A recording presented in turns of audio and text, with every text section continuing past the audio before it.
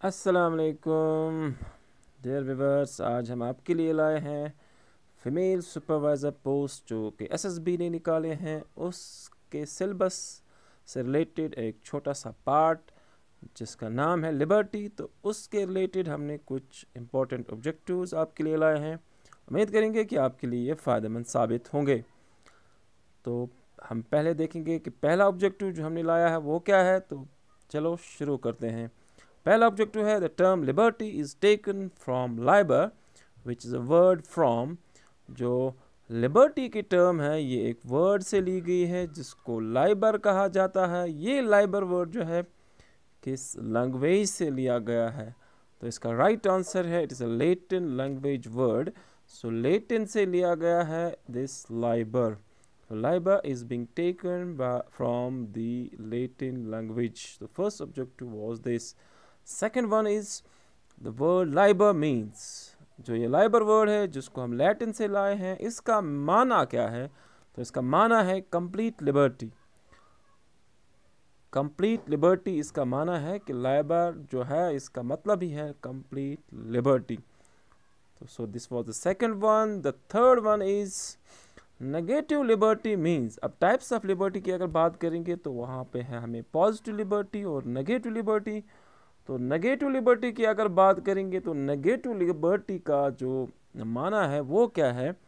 वो आपको मिलता है कि लिबर्टी विदाउट रेस्ट्रेंट्स, किसी भी रेस्ट्रिक्शन के बगैर जो हमें लिबर्टी मिलती है उसको हम नेगेटिव लिबर्टी के सेंस में लेते हैं। So negative liberty is liberty without restraints. तो अब आएंगे पॉजिटिव लिबर्टी की तरफ। तो पॉजिटिव लिबर्टी किसको कहा जाता है? Question number 4। So positive liberty is liberty with some restraints. कुछ रेस्ट्रेंट्स के साथ, कुछ रेस्ट्रिक्शंस के साथ जो हमें लिबर्टी मिलती है उस कंसेप्ट को हम पॉजिटिव लिबर्टी कहते हैं। So question number 4 is positive liberty means it is liberty with some restraints. So negative is without restraints and positive is with some restraints. Moving to fifth question. Who said man is born free but everywhere he is in chains? ये मशहूर जो है ये sentence है, ये किस बंदे ने कहा था? तो इसका आंसर है आपको रूसो। सो रूसो जो है जिसने सोशल कॉन्ट्रैक्ट थ्योरी दी थी, उसी ने कहा है कि man is born free and everywhere he is in chains. So ये जो सेंटेंस है ये रूसो का है, तो इसका आंसर है Rousseau. So question number 5 answer is A part, that is Rousseau. Question number 6, the liberty which existed prior to the existence of the state is called. वो लिबर्टी जो इंसान को हासिल थी स्टेट या सोसाइटी के वजूद में आने से पहले, उसको हम क्या कहते हैं? उसको कहते हैं नेचुरल लिबर्टी। और आपको ये भी बता दें ये जो नेचुरल लिबर्टी थी उसमें इंसान को फ्रीडम था, मैन को फ्रीडम था कि वो जो मर्जी चाहे वो करे, और उसको एक तरह की लाइसेंस हासिल थी। तो इसीलिए जो था ये जो नेचर स्टेट थी, स्टेट के वजूद में आने से पहले इंसान को लाइसेंस थी कुछ भी करने की, लेकिन जब सोसाइटी एग्जिस्टेंस में आई तो फिर इस लिबर्टी पे कुछ कुछ रेस्ट्रिक्शंस लगने लगे। तो इसीलिए हम इस क्वेश्चन का आंसर इस तरह से बोल सकते हैं कि ये जो लिबर्टी है जो एग्जिस्ट कर रही थी स्टेट बनने से पहले, उसको हम नेचुरल लिबर्टी कहते हैं। होप्स या हम कह सकते हैं रूसो, ये इस लिबर्टी, इन्होंने भी इस लिबर्टी पे बहुत काम किया है और ये भी नेचुरल लिबर्टी पे इन्होंने कहा है कि मैन, जैसे रूसो ने कहा कि मैन तो जना था फ्री लेकिन उसको चेंज में रखा गया है, इस तरह होब्स के भी कंसेप्ट हैं, लॉक के भी कंसेप्ट हैं। तो ये नेचुरल लिबर्टी के फॉलोअर्स थे।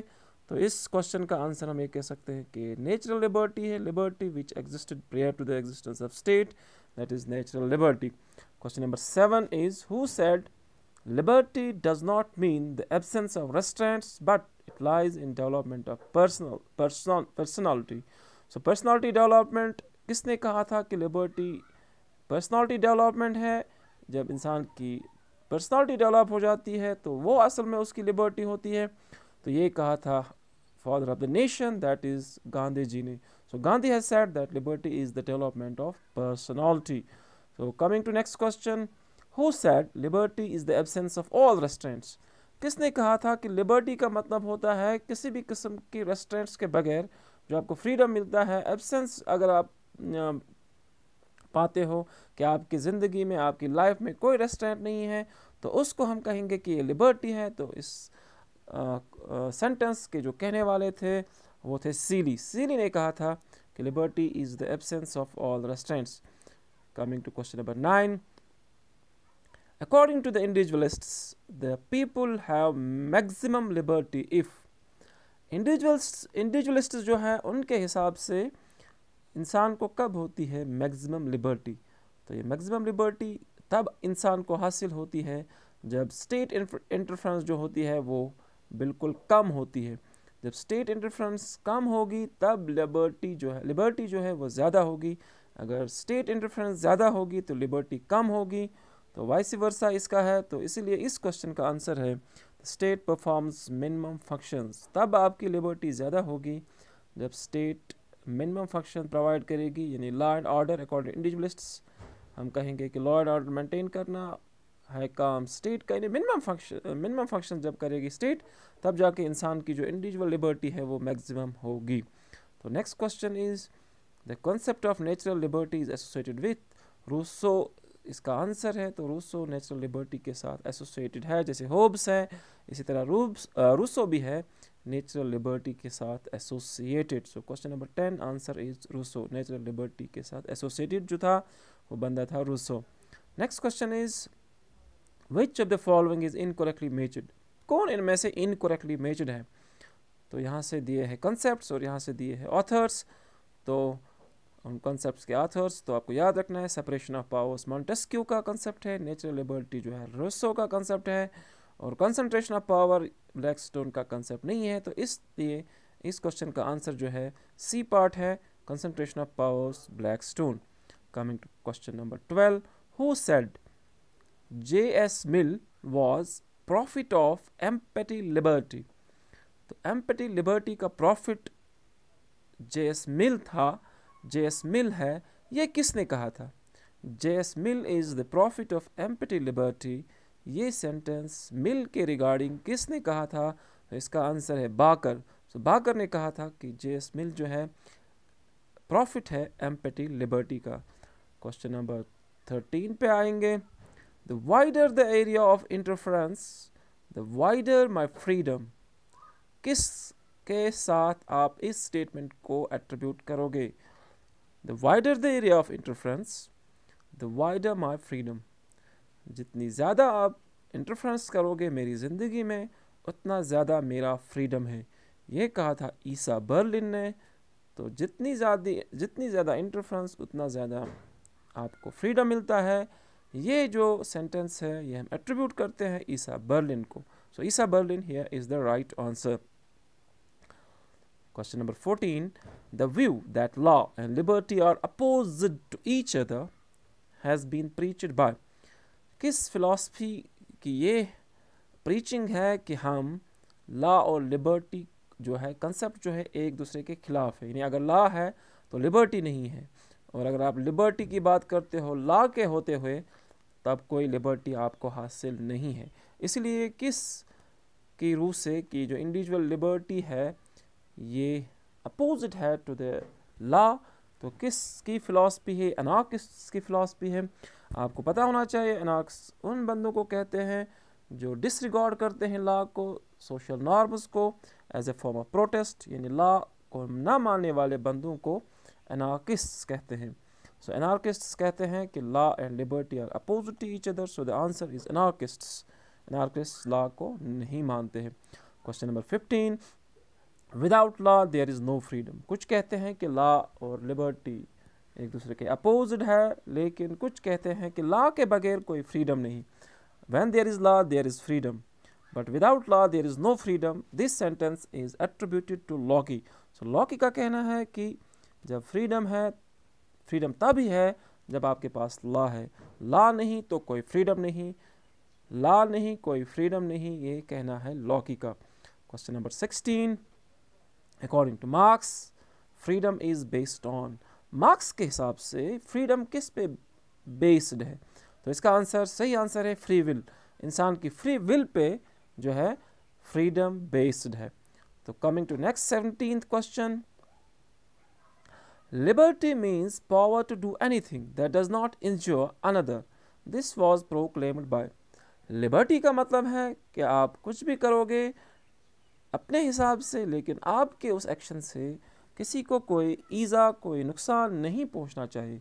ये किसने प्रोक्लेम किया था? तो क्या ये हैरिसन, स्पेंसर या ग्रीन या फ्रेंच डिक्लेरेशन ऑफ राइट्स ने किया था? तो इसका सही आंसर है फ्रेंच डिक्लेरेशन ऑफ राइट्स। अगर आपको फ्रेंच रिवॉल्यूशन पता होगा तो फ्रेंच रिवॉल्यूशन जो 1789 में आया, तो उसमें जो था declaration of rights of man, तो उसके आप अगर राइट्स देखेंगे तो वहाँ पे उन्होंने ये राइट दिया था लोगों को कि राइट का मतलब होता, तो राइट्स जो है, लिबर्टी जो है, उसका मतलब ये है कि आप किसी और को नुकसान नहीं पहुंचाओगे। आपकी लिबर्टी तब है जब आप किसी और को नुकसान जो है नहीं पहुंचाओगे, वो आपकी जो है लिबर्टी है।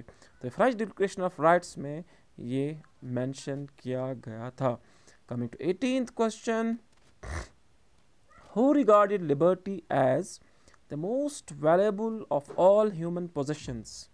किसने कहा था कि लिबर्टी जो है सबसे ज़्यादा अहमियत वाली है, जो भी इंसान के पास है, जितने भी एट्रीब्यूट्स, जितने भी पोजेशंस इंसान के पास है, उन सब पोजेशंस में जो है सबसे वैल्यूएबल, सबसे कीमती, सबसे अहम जो चीज़ है वो इंसान को हासिल है लिबर्टी। तो ये कहना है गॉडविन का। तो गॉडविन के हिसाब से जो सबसे इम्पॉर्टेंट पोजेशन इंसान के पास है वो है उसकी liberty.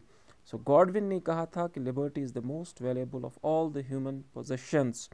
Coming to 19th question, who said the essence of spirit is freedom? Who said the essence of spirit is freedom? किसने कहा था कि जो स्पिरिट की एसेंस है, स्पिरिट की सिग्निफिकेंस है, जो सिग्निफिकेंट फीचर्स हैं स्पिरिट के, यानी स्पिरिट की जो अहमियत है वो छुपी है फ्रीडम में। The essence of spirit is freedom. Freedom ही स्पिरिट की एसेंस है, ये कहा था हीगल ने। So Hegel is the answer here that the essence of spirit is freedom. So freedom is, the essence of spirit is freedom is attributed, is related to Hegel. Coming to the last question of this video, it is, who said political liberty without economic equality is a myth? myth कहते हैं उस belief को जो हम hold करते हैं लेकिन जो असल में true नहीं होता है। तो political liberty without economic equality, political liberty economic equality के बगैर एक मिथ है। ये किसने कहा था? यानी अगर आपके पास पॉलिटिकल लिबर्टी है, इकोनॉमिक इक्वलिटी नहीं है, तो ये मिथ है। तो ये कहना था GDH कोल का, political liberty without economic equality is a myth, is attributed to GDH Cole. उम्मीद करेंगे कि ये इंपॉर्टेंट ऑब्जेक्टिव्स आप लर्न करेंगे और लर्न के साथ साथ आप इन पर नज़र मारेंगे ताकि आने वाले एग्ज़ाम में आपको ये फ़ायदेमंद साबित होंगे। दीजिए इजाज़त, अल्लाह हाफ़िज़।